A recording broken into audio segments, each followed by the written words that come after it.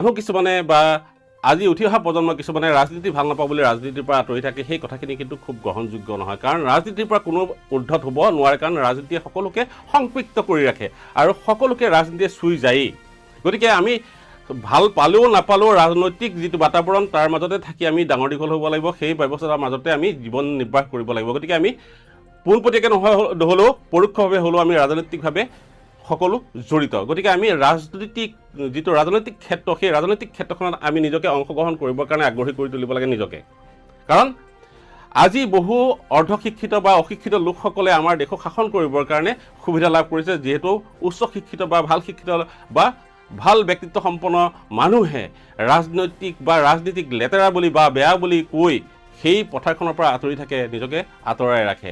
আৰু গতিকে বেয়া মানুহ কিছুমানে বা দুৰ্নীতিপৰায়ণ লোকসকলে বা অসৎ ব্যক্তিসকলে এই সুবিধাটো লৈ আমাক শাসন কৰিব বিচাৰে। বিশেষকৈ শিক্ষিত লোকসকলে, যিয়ে ব্যুৰ'ক্ৰেট বুলি আমি কওঁ, আমোলাসকল, সেই আমোলাসকল যিসকল শিক্ষিত হৈ তেওঁলোকে এটা বৃত্তিৰে বা চাকৰি এটা লাভ কৰি জীৱন নিৰ্বাহ কৰে আৰু দেশক আগুৱাই নিয়াৰ মূল কামখিনি কৰে, সেই ব্যুৰ'ক্ৰেট বা সেই আমোলাসকলক কোনে চলায়? অশিক্ষিত, অৰ্ধশিক্ষিত বা অনৈতিক কামত জড়িত যিসকল অযোগ্য আচলতে, সেইসকলক আমি প্ৰতিনিধি হিচাপে বাছি পঠিয়াওঁ। তেওঁলোকে এই শিক্ষিত লোকসকলক নিয়ন্ত্ৰণ কৰিবলৈ লাগি যায়, যাৰ ফলত দেশত অৰাজক পৰিস্থিতি এটা সৃষ্টি হয়। গতিকে মীৰা বৰঠাকুৰে এই কথাখিনি খুব ভাল কাম কৰিছে যে আমি উঠি অহা প্ৰজন্মই, শিক্ষিত লোকসকলে অন্ততঃ ৰাজনীতিক আমাৰ পৰা আঁতৰাই ৰখাতকৈ আমি পোনপটীয়াকৈ ৰাজনীতিৰ পথাৰখনত জড়িত হৈ ইয়াক শুদ্ধ আৰু ভাল কৰিবৰ কাৰণে প্ৰয়াস এটা ৰাখিব লাগে। ই এটা খুব ভাল কথা কৈছে, সকলোলৈ এটা ভাল বাৰ্তা প্ৰেৰণ কৰিছে, বিশেষভাৱে উঠি অহা প্ৰজন্মৰ প্ৰতি এটা সুন্দৰ আহ্বান বুলি আমি ক'ব লাগিব।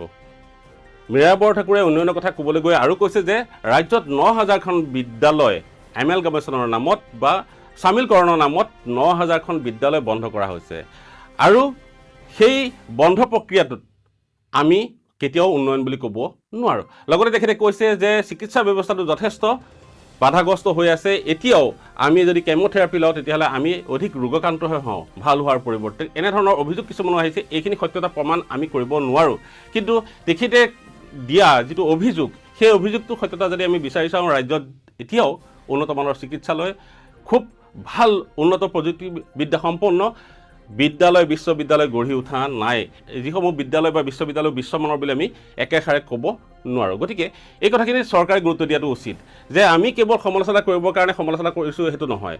বিজেপি চৰকাৰখনে যথেষ্ট ভাল কাম কৰিছে আৰু সেই ভাল কামবোৰৰ ভিতৰত আমি তেখেতসকলক আঙুলিয়াই দেখুৱাব লাগিব যে এই ভাল কাম কৰা চৰকাৰখনে আগন্তুক দিনত যেতিয়াহে তেওঁলোকে নিৰ্বাচিত হৈ পুনৰ চৰকাৰ গঠন কৰে, তেওঁলোকক আমি দেখুৱাব লাগিব যে প্ৰকৃত উন্নয়ন হৈছে চিকিৎসা আৰু স্বাস্থ্য, লগতে শিক্ষা ব্যৱস্থাৰ প্ৰকৃত উন্নয়ন সাধন, উন্নতমানৰ কাৰিকৰী বিদ্যা সম্পন্ন প্ৰযুক্তিবিদ্যা থকা বিদ্যালয়সমূহক গঢ় দি, বিশ্ববিদ্যালয় উন্নতমানৰ বিশ্বমানৰ বিদ্যালয় গঢ় দি আমাৰ উঠি অহা প্ৰজন্মক এক সুশিক্ষিত কৰিবৰ কাৰণে বাতাবৰণ গঢ়ি দিয়াটো আমাৰ লক্ষ্য হ'ব লাগে।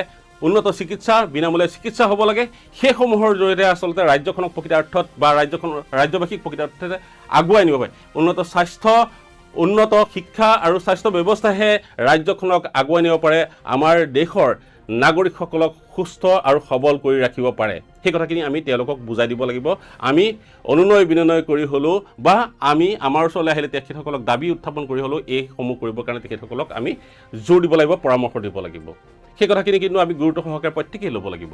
তেখেতে আৰু এটা ভাল কথা উত্থাপন কৰিছে যে আমি এতিয়া নিৰ্বাচনত পাৰ্টিটো আগবঢ়াইছোঁ, যেতিয়া আমি নিৰ্বাচনী প্ৰচাৰ চলাবৰ কাৰণে ইস্তাহাৰ লৈ যাম, লগতে আমি বেনাৰ পোষ্টাৰ লগাম আৰু আমি তাত প্ৰতিশ্ৰুতি দিম।